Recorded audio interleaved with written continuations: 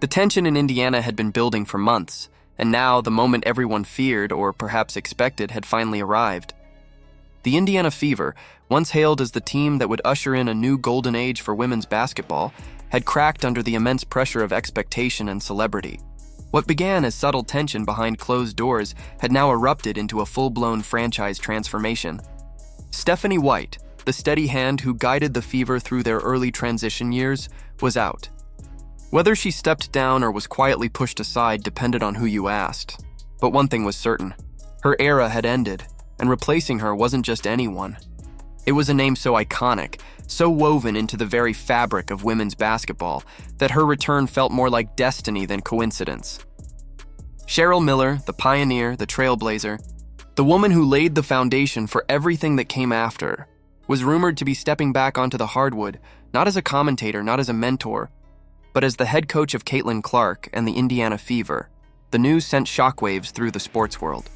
For fans, this was monumental. For insiders, it was seismic. And for the WNBA, it was the kind of cultural shift that could redefine everything from locker room leadership to national television contracts. The Fever weren't just making a coaching change, they were declaring a new era. Stephanie White's downfall didn't come overnight. At first, it looked like standard growing pains, the kind that come when a young, talented team suddenly finds itself under the blinding lights of fame. When Caitlin Clark joined the Fever, everything changed. The team that once struggled to fill seats now couldn't keep up with demand. Every game was televised, every play dissected online. What had once been a tight-knit group of athletes became a global spectacle, and no one, not even White, was fully prepared for the whirlwind that followed. White's coaching style, structured and traditional, had always emphasized discipline, execution, and consistency, but Caitlin Clark played with instinct and imagination, a creative freedom that didn't always fit neatly into White's playbook. At first, it seemed like a productive tension, experience versus innovation, but soon the cracks began to show. Insiders described practices that grew increasingly heated. One moment in particular reportedly defined the breaking point. During a session filled with turnovers and missed assignments, White's frustration boiled over. She told Caitlin that she wasn't running Iowa anymore, that this was the pros. The room went silent. To the veterans, it sounded like a lesson in humility. To the younger players, it sounded like a warning shot aimed at their leader. From that day forward, the locker room was split. Half the team remained loyal to White's authority, while the other half quietly drifted toward Clark's influence.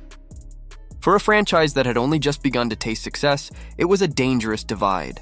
By mid-season, what had once been described as growing together had devolved into whispers of resentment and mistrust.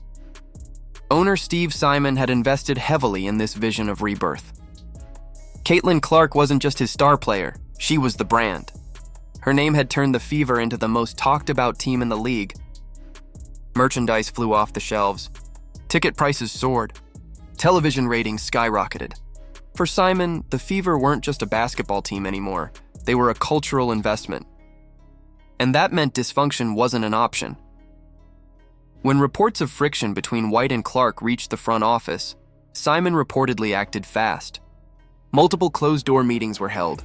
The decision wasn't whether to make a change, but how to do it without imploding the franchise's image. Publicly, the move was framed as mutual. Privately, everyone knew White's voice had lost its power. Her final meeting with the team was emotional but brief.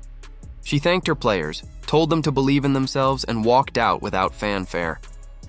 But the sting was sharper than anyone admitted. Because the woman replacing her wasn't just a coach, it was a legend. Cheryl Miller's name carried a weight few in the game could match. For White, it was an ending. For Indiana, it was a rebirth. The moment Miller's name hit social media, the internet erupted. Fans could hardly believe it. Cheryl Miller, one of the greatest players in basketball history, the older sister of Pacers icon Reggie Miller, the original face of women's basketball excellence, was she really returning to the sidelines? Comment sections turned into debates. Sports networks scrambled to confirm. And before long, the speculation solidified into expectation. Cheryl Miller was coming home. It made perfect sense. Indiana is basketball country. The Millers are royalty there. Reggie's career with the Pacers cemented his status as the city's beloved son, and Cheryl, long celebrated as perhaps the most dominant college player ever, had the kind of commanding presence that could unite any locker room. For years, she'd stayed away from coaching, opting for broadcasting and advocacy. But when Steve Simon called, he didn't offer her a job. He offered her a mission. He needed someone who could command respect. Someone powerful enough to manage both Caitlin Clark's stardom and the Fever's fragile chemistry. Cheryl reportedly didn't hesitate.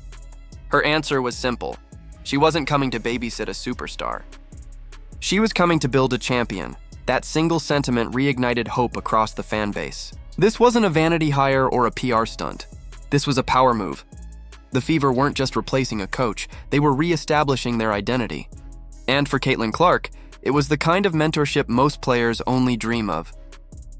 Clark has long admired the trailblazers who came before her, Lisa Leslie, Diana Taurasi, and especially Cheryl Miller.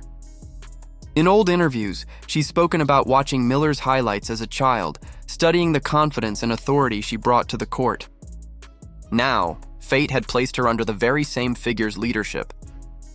To Clark, this wasn't about control, it was about evolution. The chance to be coached by one of the greats wasn't intimidation, it was inspiration, but not everyone was thrilled. Some veterans who had played under White felt blindsided. To them, this change was another reminder that the franchise's identity revolved around one player. It feels like Caitlin runs this team now, one source reportedly said. That sentiment, whether true or not, captured the tension now simmering beneath the surface. The Fever were no longer just a basketball team, they were an empire in the making, and empires don't run on equality. They run on power. Cheryl Miller's arrival changes everything. Her coaching style is intense, disciplined, and direct. She demands accountability and thrives on competition. She's the type of coach who doesn't care about status. Rookie or veteran, star or role player, you earn your minutes. And that's exactly what Indiana needs right now. Because as good as Caitlin Clark is, greatness still needs guidance. And Cheryl Miller knows how to mold greatness. There's also something beautifully poetic about it all. Indiana has always belonged to Reggie Miller. His legacy still echoes through Gainbridge Fieldhouse. But now, decades later, his sister is set to take the reins of the city's other team, carrying the family torch into a new generation.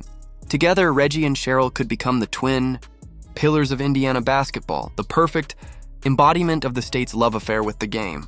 This move has ripple effects far beyond the Fever. The entire WNBA will feel it. Cheryl Miller's return brings an immediate jolt of credibility and nostalgia, the kind of combination that boosts ratings and attracts new fans.